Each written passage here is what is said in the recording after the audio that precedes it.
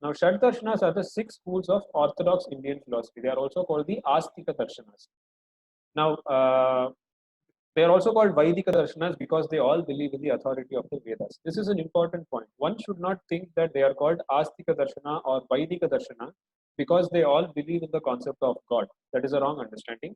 Some of the Shad Darshanas do not believe in God. We'll be seeing that later. The division is not based on whether or not they believe in God. It is based on whether or not they believe in the Vedas. It's a very important point. That's why they are called Vaidika Darshanas. And the Shad Darshanas are Nyaya, Vaisheshika, Sankhya, Yoga, Purva Mimamsa, and Uttara Mimamsa. And we also have Avaidika Darshanas, the philosophies which do not believe in the authority of the Vedas, which are Bauddha, which is Buddhism, Jaina, Jainism, and Charvaka, materialism. We do not have the Avaidika Darshanas are not part of our syllabus, so we won't be covering them. We'll go through each of the Shad Darshanas.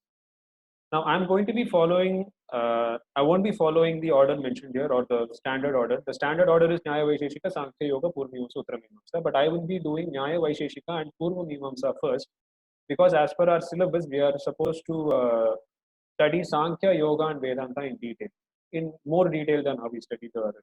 So we'll be going through them in that order. Now, first, Nyaya Darshana was founded by Akshapada Gautama. He is considered to be the founder of the Nyaya philosophy.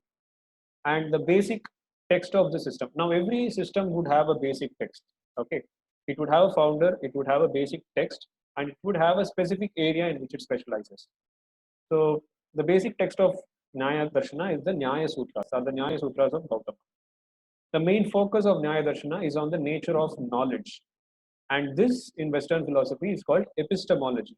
Episteme in Greek means knowledge. So, epistemology is the theories of knowledge or the science of knowing. How is it that we know what we know? What are the means through which we know? So, these are the questions that the Nyaya Darshana would be asking. What is the nature of knowledge? What is true knowledge? What is false knowledge? All that. So, the topics which are discussed in the Nyaya Sutras are what are the means of knowledge, which is called pramana. What are the objects of knowledge, prameya, right and wrong knowledge, kinds of argument. I once remember taking a traditional text on Nyaya philosophy. I do not remember the name. I opened it. The very first sutra contained 24 different kinds of arguments, and I closed it immediately and I kept it back. So that is the kind of things which they deal with. And Nyaya Darshana is also called Pramana Shastra because they mainly deal with the valid means of knowledge. Pramana, as we saw, pramanas are the means of knowing. We'll look at them in the next slide. Now, the pramanas accepted by the Nyaya Darshana are 4 in number. First is Pratyaksha. Pratyaksha means direct perception. How do I know that there is a laptop in front of me? Because I can see it. So that is Pratyaksha. Now, Anumana is inference. The classic example given is if you see smoke somewhere, you can infer that there has been a fire. So that is inference because we know that fire and smoke are connected. Wherever there is fire, there has to be smoke, right? So that is inference. The third pramana is upamana. Now, upamana means comparison.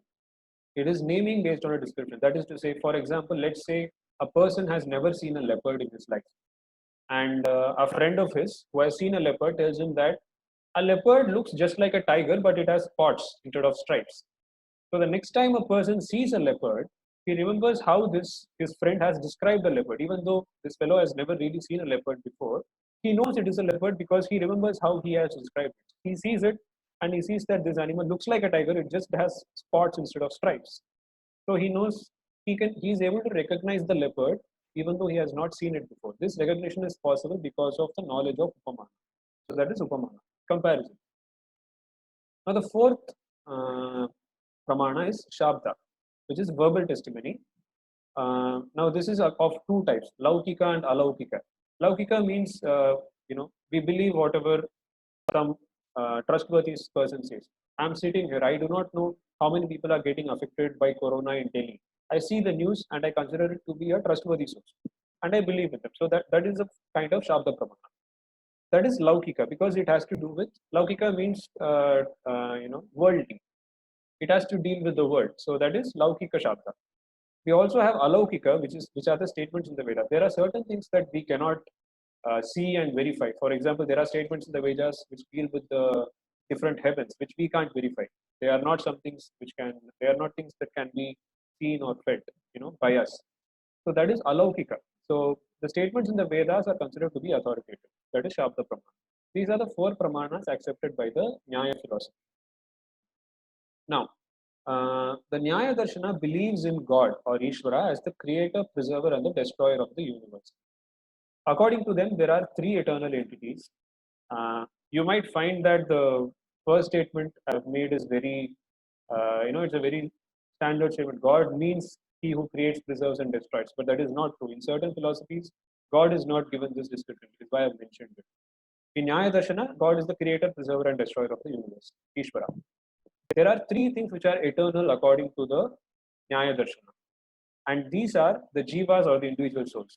All the souls are eternal. They were never created. They have always been existing. Then we have Ishvara or God. God obviously is eternal. And we also have anus or atoms. According to them, these particles, these are the indivisible particles which have always been in existence. So these three entities are considered to be eternal according to the Nyaya Darshana. God creates the universe using the eternal atoms, just as a potter makes a pot with clay. So the thing here is you cannot exactly call God a creator in this sense because the atoms have already been created. They haven't been created, they have just been existing. God does not create the atoms. God only creates using the atoms, just as a potter creates a pot with clay. Right? So that's how they define God. These things you would just have to go through. I'm not sure if you would be getting any questions from this, but it's better to know because they've mentioned in the syllabus that the metaphysics of each philosophy has to be gone through. This comes under metaphysics. We'll see the meaning of metaphysics later. So, therefore, God is only considered to be the efficient cause and not the material cause of the universe. Now, when we think of causation, there are two kinds of cause. If you take a pot, the clay which is used to make the pot is called the material cause because it provides the material. Now, efficient cause or intelligent cause, it's also called intelligent cause, is the intelligence which creates the pot. The clay in itself cannot become a pot. It cannot become a pot by itself. There has to be a person. There has to be a potter who takes that clay and makes it into a pot. Right. So that person is called the efficient or intelligent cause. Now, similarly, God is considered to be merely the efficient cause of the universe and not the material cause. Again, I've mentioned this point because when we come to the other darshanas, we'll see that their opinion is different. So God is only the material, only the efficient cause, not the material cause. The material already exists. He did not create the material. He only used the material to create the universe. That is the description of God in Nyaya Darshana. God is also the karma phala data. He is the ordainer of the fruits of karma. Whatever action we do has its effect. Any good action we do would generate punya, and that punya would lead to good actions happening to us again. So God is considered to be the person who organizes it in a way. Whatever good action you do, he takes care that you receive good, and whatever bad action you do, he takes care that you receive punishment for it. So that is God's duty, according to Nyaya philosophy. The aim of life is to attain liberation from sorrow and miseries by knowledge of the self. This is how Nyaya Darshana defines liberation. So, all our sorrows and our bondage is because we do not have knowledge of the reality. And Nyaya Darshana says that once we get knowledge of reality by going through their philosophy, we would attain liberation. So, this is a brief summary of Nyaya Darshana. I have covered only the important points. Second, we come to Vaisheshika Darshana. Now, the founder of Vaisheshika Darshana was Kanada. And the basic text of the system is the Vaisheshika Sutras of Kanada. The main focus of Vaisheshika Darshana is on the nature and categories of existence. In Western philosophy, this is also called ontology. Ontology is the study of being or the philosophy of being. By being, I mean existence. What are the different categories of existence? These are the questions that would be asked by an ontologist. So this is the area which Vaisheshika Darshana focuses. Now the pramanas accepted by the Vaisheshikas are only two. They accept only two pramanas. They accept Pratyaksha and Anumana only. Now it does not mean that they do not think that we cannot get knowledge through the other pramanas. We saw in the Nyaya Darshana that they accept four pramanas, right? They accept Pratyaksha, Anumana, Upamana, and Shabda. Vaisheshika accepts only Pratyaksha and Anumana. That does not mean that they believe Upamana and Shabda are not right Pramanas. They only believe that they are not separate Pramanas. Upamana and Shabda, according to the Vaisheshikas, would come under Anumana itself. They are a kind of inference. So they don't have different names. They have only two, Pratyaksha and Anumana. So that is the Vaisheshika. The Vaisheshikas accept only two Pramanas. Now the important thing which Vaisheshika Darshana deals with, it's called the Sapta Padarthas. They are the 7 categories of existence. And for this reason, Vaisheshika Darshana is also called Padartha Shastra, because they deal with categories of existence. Now, Nyaya and Vaisheshika are considered to be twin systems because their philosophies are very similar.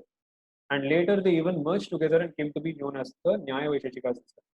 During later times, people stopped separating them. They were considered to be a single system.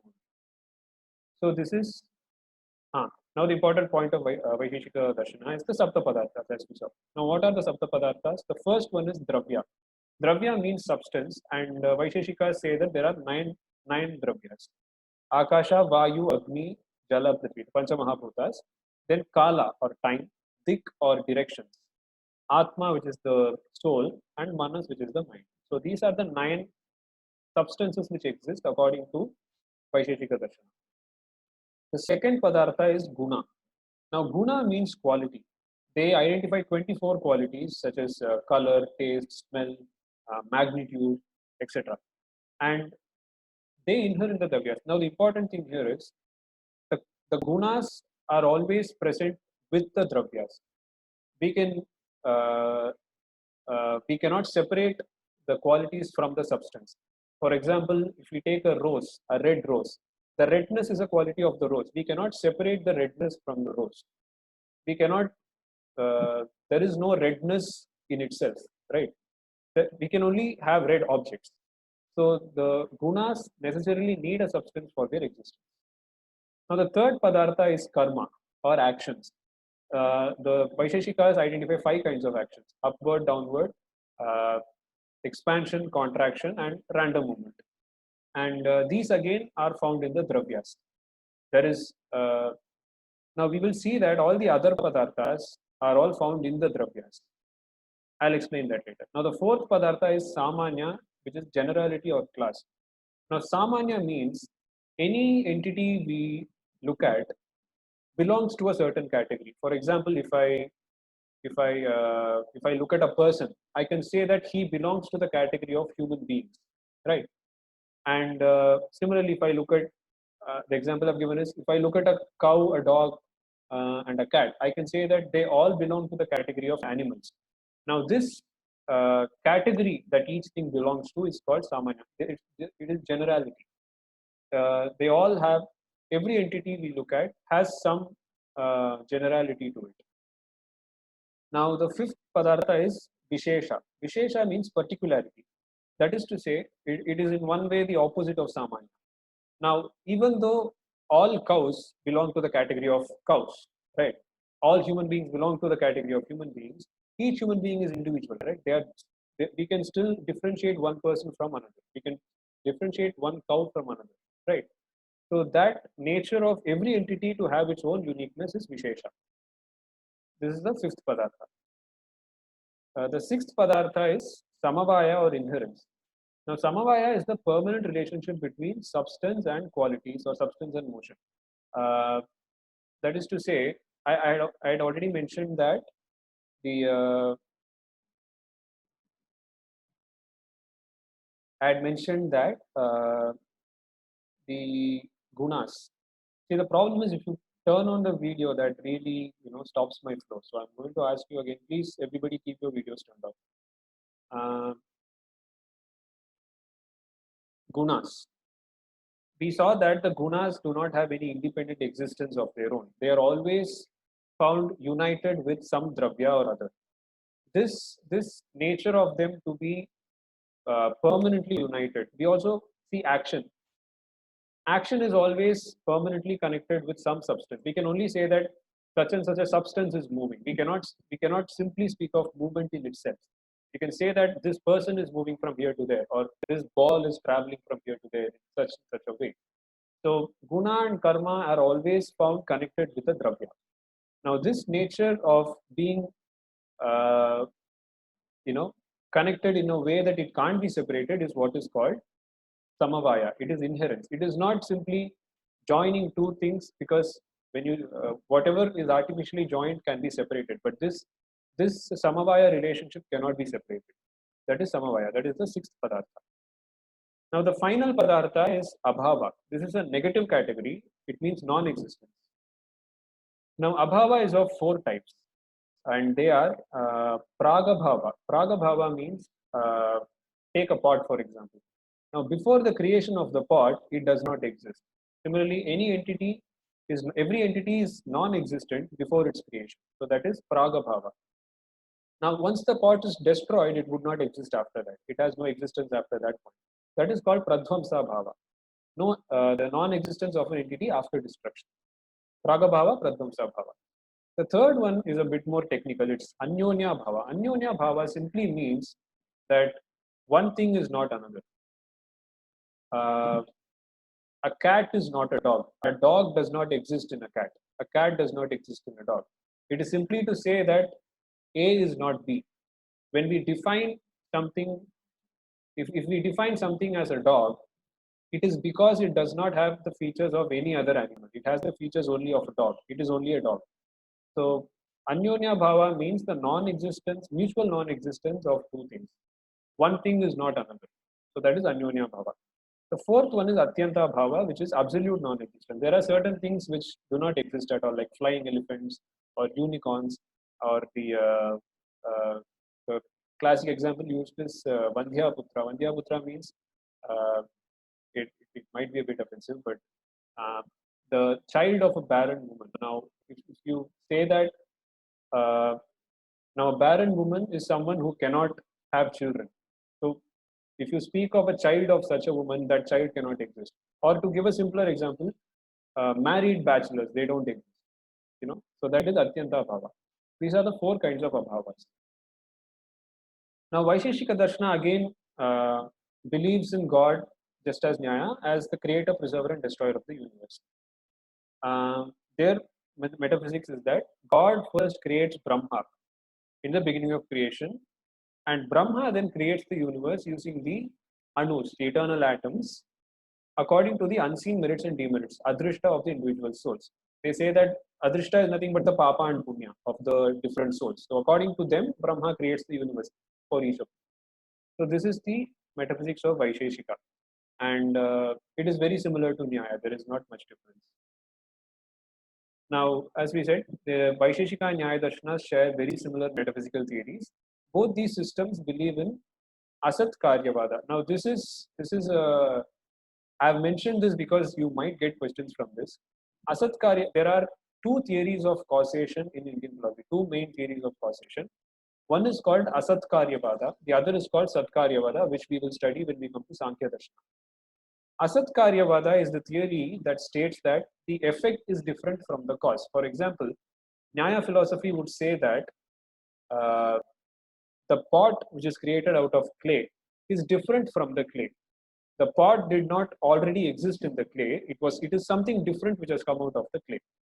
The argument they give is if both are same, then why is it that we have different names for each? You know, we will not look at clay and call it pot. We will not look at pot and call it clay. Why is it that we have different names? Because the cause is different from the effect.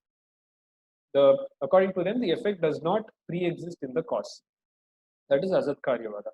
You don't need to know this in detail. Just know that Asat Karyavada is followed by Nyaya and Vaisheshika. You might get an MCQ.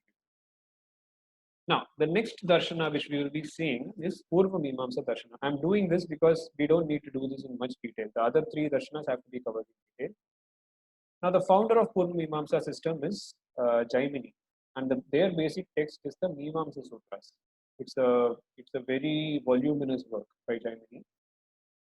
The main focus of the system is in developing a methodology to interpret complicated Vedic injunctions. It's called hermeneutics.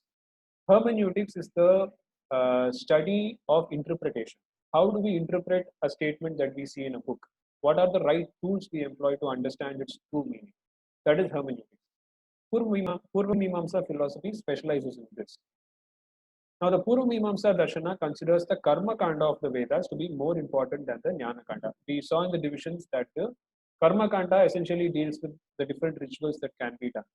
And the Jnana Kanda deals with knowledge. Now, according to the Purva Mimamsa system, it is the Karma Kanda which is more important.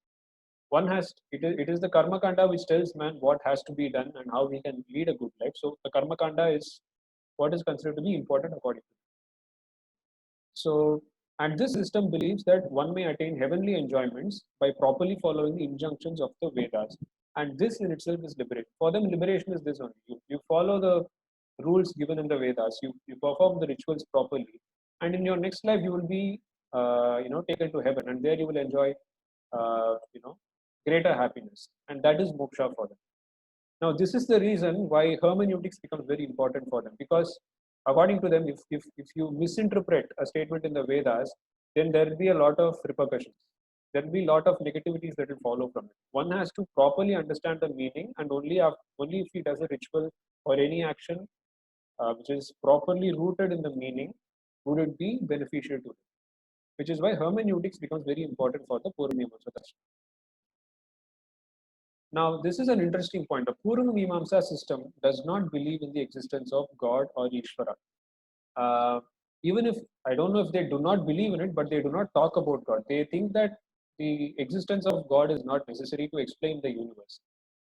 And this is a bit of a this is a strange position to take, which is why some people call the Purva Mimamsa system as a system which holds on to the work and does not believe in its author. They hold on to the Vedas, but they do not believe in the existence of God. And the Purva Mimamsa system believes in 6 pramanas, and they are Pratyaksha, Anumana, Upamana, Shabda, Arthapati, and Anupalabdhi. Now, the first 4 we've already seen. Arthapati and Anupalabdhi are Arthapati means postulation. Postulation means it is the necessary supposition of an unperceived fact which alone can explain a certain phenomenon. The one example I've mentioned here is if we know that a person called Devadatta is alive, and we also know that he is not at home, then we can conclude that he has gone somewhere, he has gone out somewhere, right? That's a it's a supposition. The traditional example that is given is if we know that this person Devadatta is getting fat, and we also know that this person does not eat during the daytime, then we can postulate that he is eating during night. Because how is it that he is getting fat otherwise, right? So that is arthapati, postulation. It is very similar to inference, which is why the other schools that we saw do not consider arthapati. They consider it to be a kind of inference only. But according to Purva Mimamsa system, it is a separate pramana. The last one is anupalabdhi or non-perception. This is considered to be a separate pramana according to Purva Mimamsa system. That is, the example is when we perceive that a jar which is usually kept on a table is absent now, its non-existence is cognized. So that is, for them, non-existence itself gives you knowledge. To know that something does not exist gives knowledge. That is a pramana according to Purva Mimamsa. Now these are the six kinds of pramana accepted by the Purva Mimamsa system.